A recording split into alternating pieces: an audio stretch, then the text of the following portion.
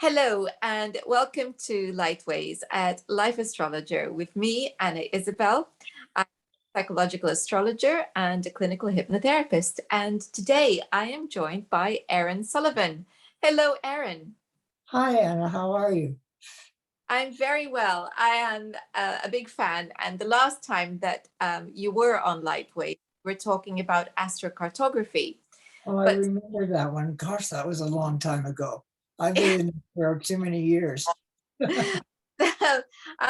So now we are going to be talking about Venus and Jupiter because you have a lovely book on Venus and Jupiter. Thank So you.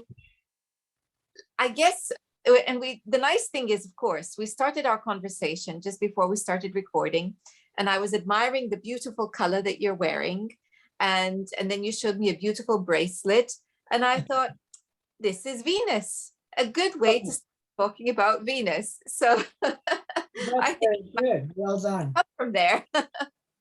Well done. Yes. And we're talking about how expensive they are now, the turquoise bracelets, and how they come from the reservation that I bought as is 50 years ago.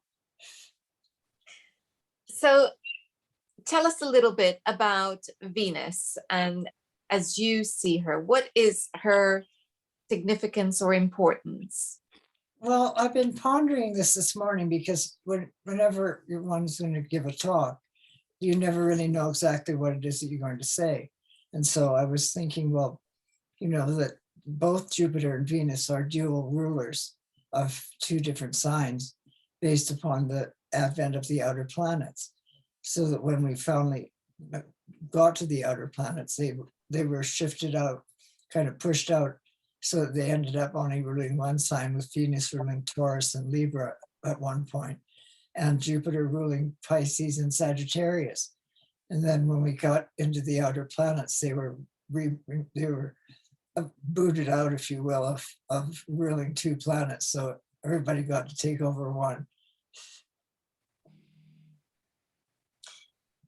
So here we are. They're considered the two benefics.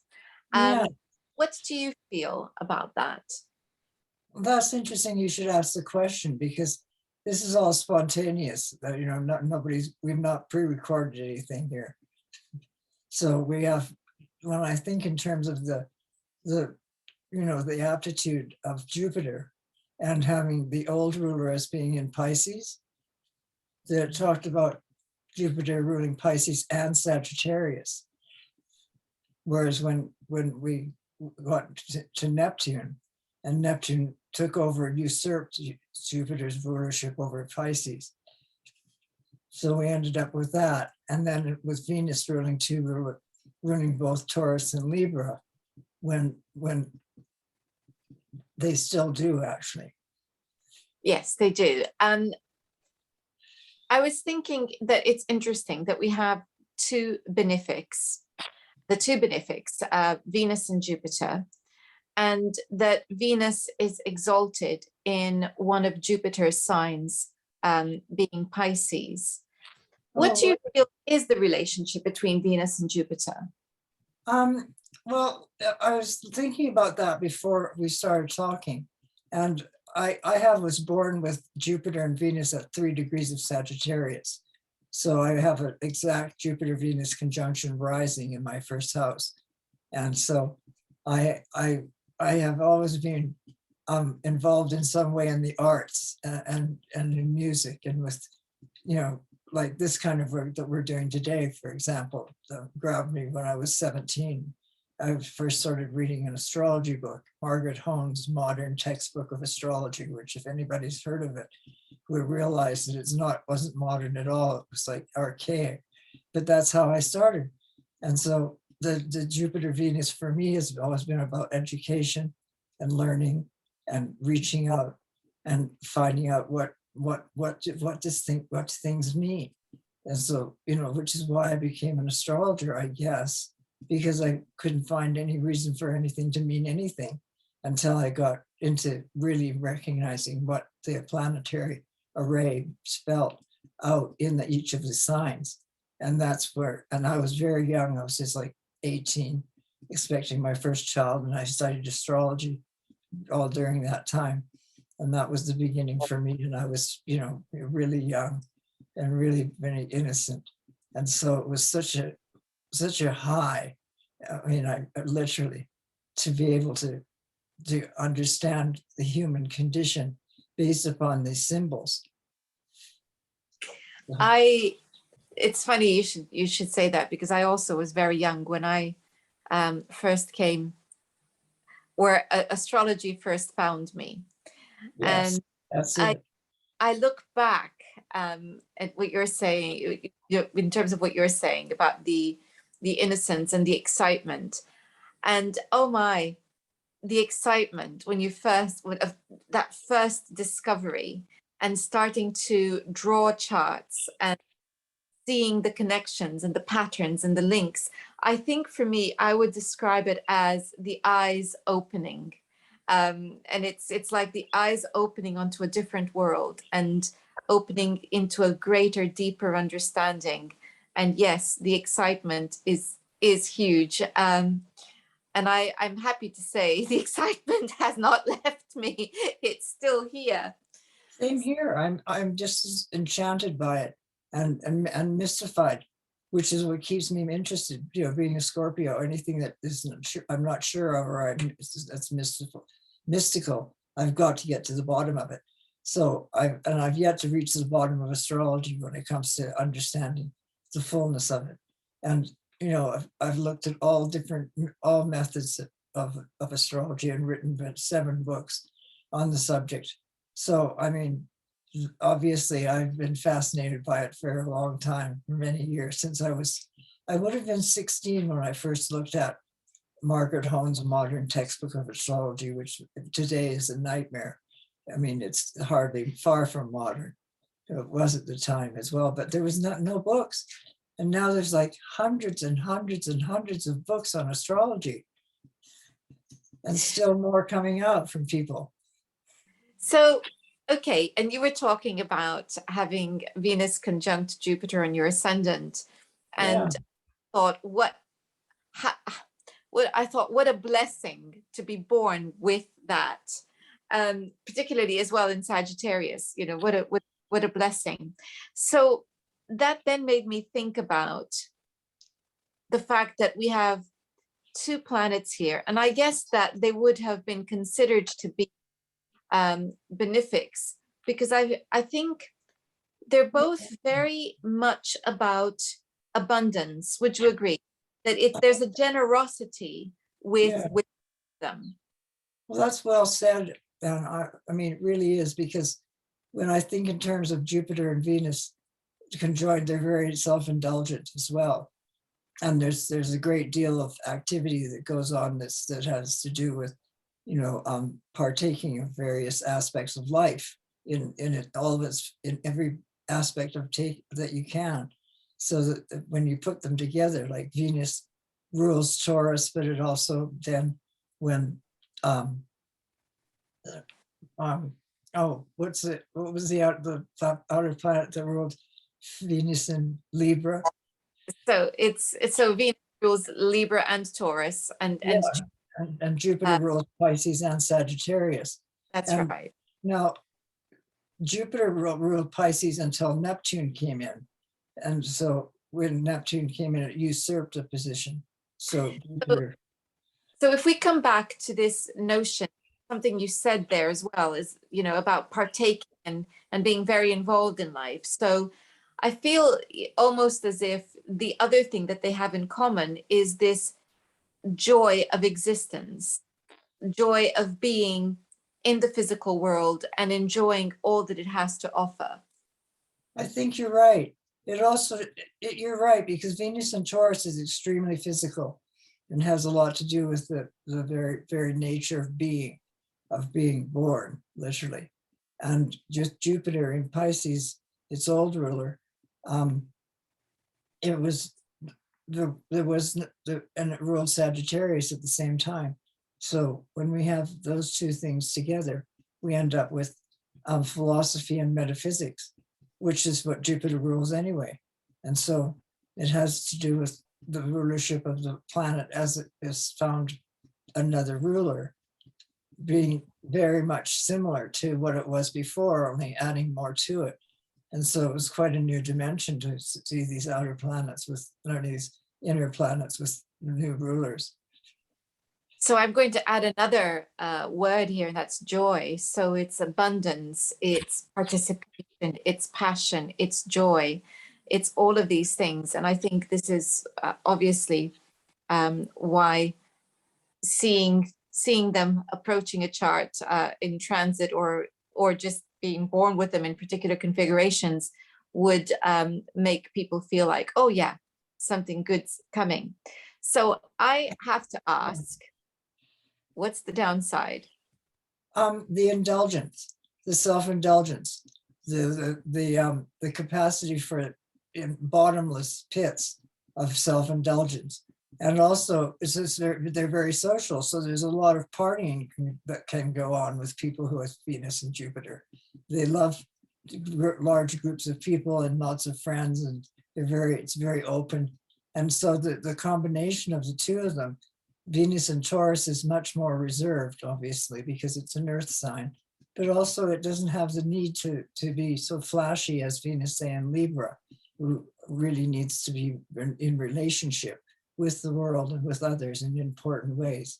So even though somebody doesn't have Venus in Libra or Venus in Taurus, the fact that that Venus rules those two signs talks about wherever they have Taurus or Libra in their horoscope is going to be the place where they're going to be seeking out adventure and also security.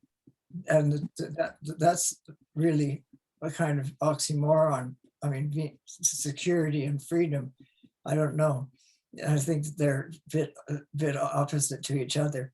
And with Jupiter and Pisces, the older ruler, and then Neptune coming in and usurping it, really brought in a whole new dimension to our consciousness, because it was after Neptune was sighted that we began to really see my cat.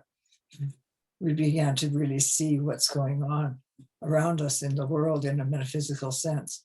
So I think both of them, Venus and Jupiter, are very metaphysical, even though they're very earthy planets, earthy in the sense of not, earth signs, but they're grounded. But when you put one in Libra and one in Sagittarius, you're getting much more of a party than you are with Venus and Taurus and Jupiter and Pisces.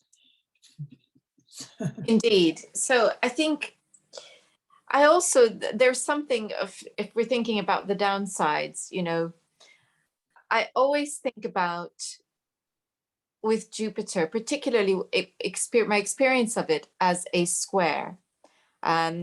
People ride those out and in terms of transits and think, Jupiter transits, it's a square, everything's fine. But I tell you what, some of my biggest disappointments happen when I have transiting Jupiter squares, because I think he talks a good talk and makes a lot of promises, but doesn't keep them all. Well, that's not possible. But besides, he's an actor, and he's part of the theater, if you will, because it rules theater and performance. And so performance and especially when we find it in Sagittarius, is very lively, it loves the performance of everything, and tends to act out a lot of their own feelings, in while other people are kind of sitting around going, oh dear, here she comes again, sort of thing. Jupiter and Venus, Jupiter and in Pisces, which is the old ruler. And so because until Neptune came along and usurped the Pisces aspect of Jupiter, we didn't have any outer planets to do that. And outer planets also did the same with Venus. So, okay, so we've got this this very jovial and happy-go-lucky pair. I think the warning that should come with them is too much of a good thing can be detrimental to your health. Yes. So that's indulgence. overindulgence is what you're talking about. That's number one. But I think particularly with Venus, there's also the danger of self-absorption, of being too self-absorbed, too I guess with both of them to a certain extent also too selfish, because it's about fulfilling my pleasure at perhaps the expense of commitment, at the expense of responsibility, at the expense of respecting other people and their needs and so on. So this is I think the less attractive aspect of these two. Yeah, I agree totally with what you're saying. Absolutely. There is a self-indulgent aspect to Venus. And when we have Venus in Taurus, especially, it's much more personal and much more self-absorbed in its own body shape and form. And other people's ideas aren't really as interesting to them as Venus in Libra is, for example. Venus in Libra is very interested in other people and often compares itself to other people. So that if somebody has Venus in Libra, they often find themselves being attracted to people who are really exciting and different and unusual and have something to offer. Venus in Taurus is much more conservative, wouldn't you say? I would agree. I would say, however, that in terms of self-absorption, I think Venus in Libra could be too obsessed with how to present itself to avoid rejection, and that's a pitfall for Venus in Libra. So I think both planets have a light side and a darker side, and I would recommend that if you want to learn more about them, you have a look at Erin's great book, Venus and Jupiter, and I will put a link to that in the description box. If people wanted to find out more about your work, Erin, how would they do that? Well, I guess to read my books, I have 7 of them out. And so you could read those. And Retrograde Planets was my sort of hour of glory. I mean, I went crazy writing that thing. I tell you, I was throwing myself on the couch crying and, saying, I don't know what I'm doing. I don't know what I'm thinking here, what I'm saying. And then suddenly there'd be a breakthrough. So Retrograde Planets is my baby. And then there's Saturn in Transit was my first book. So that was the one that taught me how to write. Saturn was extremely rigorous with me when I was writing it. It was really tough, but I was lucky because I was living in London at the time. And and in those days, and these are long years past. In those days, you had actually a real editor who had come from Penguin Books, the great sort of empirical tower of knowledge, Penguin Books, would come to your apartment or your flat, wherever you were living, and help you with editing. And so those were the advantages that I found when I was writing Jupiter and Venus, both of them together. Wonderful. I actually had, interactions with other people who were fascinated by the work but knew nothing about it. Well, we are certainly the beneficiaries of your great work. And for that, thank you very much, Erin. Oh, thank you. Thank you all for watching. And if you want to learn more about astrology, of course, do check out my website. Aside from new moon guided meditations, I am also planning some great courses, one of which should be coming up next month in June on relationships. If you are interested, do get in touch. Until next time. In relationships, so they should definitely go to your workshops. That's what Venus is all about. Venus is about relating. So exactly. Here we are. So it's been lovely talking to you. Thank you. Until next time, to everyone, goodbye. All right. Bye-bye.